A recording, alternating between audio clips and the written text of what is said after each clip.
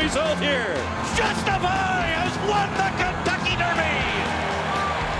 Maximum Security wins the Kentucky Derby. They disqualified it. They did. So for the first time in the history of the Kentucky Derby, the horse that crossed the line first has been disqualified. Here's the wire. Authentic has won the Kentucky Derby.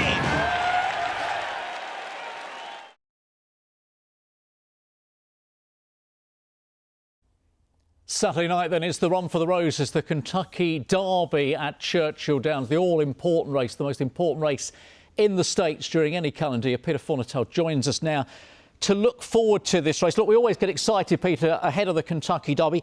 How good a Kentucky Derby on paper do you think this year's renewal is?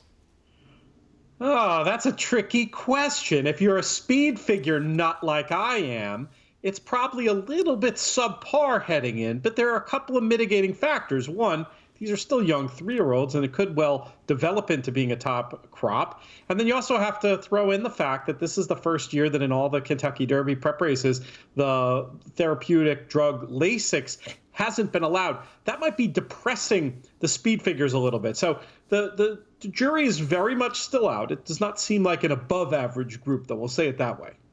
It's what happens, I guess, at the end of the race that will tell us more, of course. And let's have a look at the field, because the draw was made earlier on in the week. And as we look at the 20 runners, I'll ask you the significance of the draw, because you get lots of statistics thrown up. Of course, one are slammed straight to immediately is that Essential Quality, the favourite, is drawn in 14. Tis the Law had that draw last year, but there's not been a winner at a stall 14 for 60 years. That is randomness, my friend. If there was anything weird to the 14, it might have had to do with the old starting gate. They don't run 20-horse fields in America, so they actually used to have a special starting gate that was actually 2 starting gates, a main gate and an auxiliary gate. And there was a little knuckle there between the two where there was often a lot of argy-bargy. And you saw several years, Mendelssohn being a fine example, viewers will remember, where horses just got absolutely smashed coming out of the gate because of the way the auxiliary gate was positioned relative to the main. That is no longer the case. They now have purchased a new starting gate with 20 stalls, so I don't think that should be any problem. Obviously, it's significant to say that it hasn't happened in 60 years. By the maths, it certainly should have happened. But, you know, let's not get fooled by randomness. That's an absolutely perfect draw for Essential Quality. I would put him up as one of the big winners in this year's Kentucky Derby draw. He's a horse who, of all the horses in the race, I'm confident is going to get his trip. Will he prove to be fast enough? Will he prove to show the same quality he's shown in his earlier races against the toughest field he's ever faced? Those are open questions. And at the 5-2 or 2-1, he's going to be on the day. He's not my pick, but he must be respected. I wouldn't be laying him either. And when you think, Peter, all the way through the wind, he's still there, isn't he? You know, people have tried to knock the form for a horse who's never been beaten in 5 starts. Let's have a look at a couple of form clues. This, of course, the Breeders' Cup Juvenile. Look, he won at Keeneland this day. He's 5 out of 5. It could be a great story for Godolphin. What's there not to like about Essential Quality? I tipped my hand on this one before as we watch him power through the stretch, albeit with a perfect setup in what was a very fast-paced day in the Breeders' Cup Juvenile. But I tipped my hand when I was talking about speed figures before.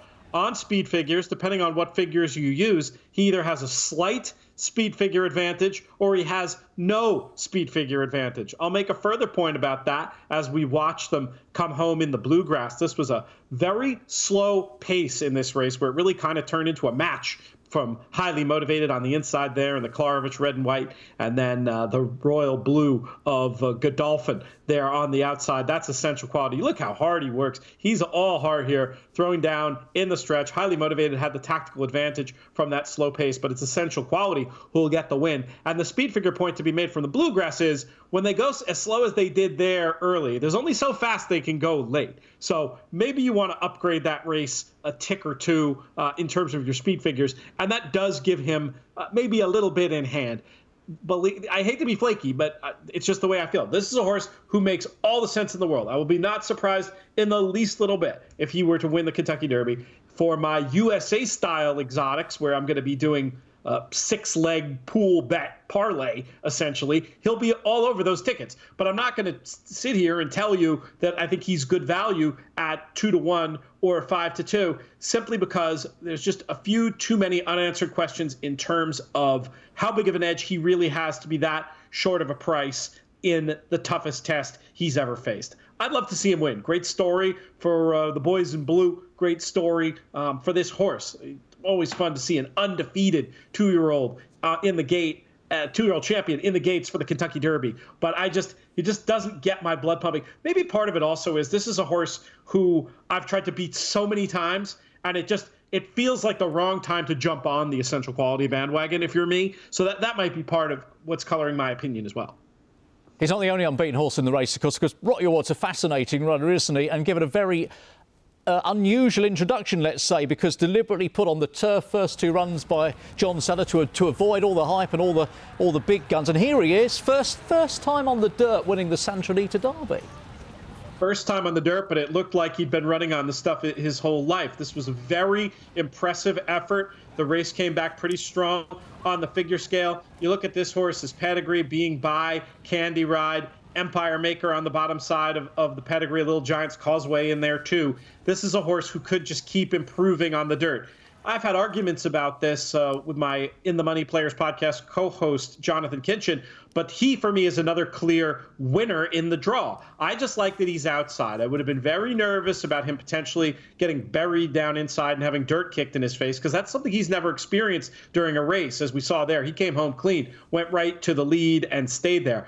They could try front-running tactics, but I feel like from that outside draw, he has the opportunity to just break away from there, let the race develop a little bit in front of him, use some of his early speed to get position, and then let the race unfold, but to be in an outside attacking, clean position. That's what I wanted from Rock Your World, and that's what we got. I've made him my top pick in this year's Kentucky Derby. They're not giving anything away at 5-1. I'm not going to lie. I dreamt of a bigger price, but all things being equal at current odds, I really like Rock Your World. Yeah, I have to say, you and me both. And do you know what? He's got the lucky stall, because it is stall 15. It's American Pharoah stall. It's Authentic stall. It's Orb stall. It's been the one to get most luck in recent years. Now, what about stall 1, of course, for Known Agenda? Not everybody's cup of tea, but here's an interesting horse for Todd Pletcher. He's got 4 in the Derby. This is obviously number 1 string, Peter. What did you make of this Florida Derby victory?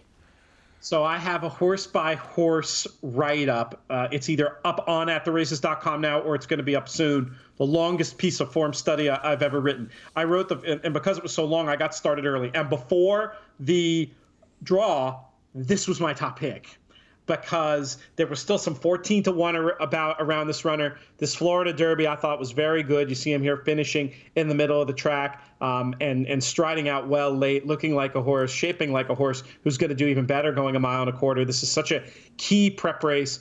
I really don't like the draw. I really don't like the draw. I just think it's going to be hard for him to get the kind of trip that he likes. If he breaks a step slow, it could be game over right from the beginning. And even if he breaks well, I want to see him outside, stalking, grinding, attacking. It's going to be tricky from down at the inside. He does not have the speed to just go on with it and try to win this Kentucky Derby wire to wire. Now, all that said, while the current odds don't appeal for me anymore on Known Agenda, if his price drifts, this could become a narrative, how this post is so bad. And you know, I just said it's not good, but it's not so bad that if the horse becomes 15-20-1, I couldn't still see betting him. So I'm keeping him on the radar, but because of the post draw and because of the fact that probably not unlike the Grand National in the UK, if you're a pundit in the United States, you need to have a Derby horse. And I don't want to tell people, I basically like 3, but I don't want to tell people that. It sounds so flaky. So I've decided, based on the post draw and some other factors, that Rock Your World is the top pick.